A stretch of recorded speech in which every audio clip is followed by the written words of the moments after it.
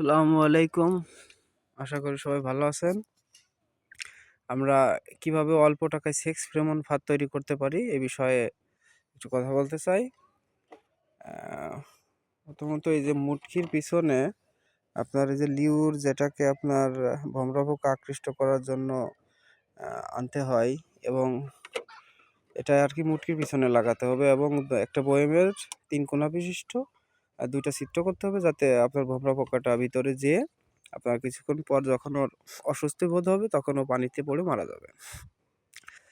আপনার এর সুবিধাটা হচ্ছে কি যে আপনার ৳১৫ র ভিতরে বা ৳১২ র ভিতরে আপনার একটা ফেরোমন ফাঁদ তৈরি হয়ে যাচ্ছে।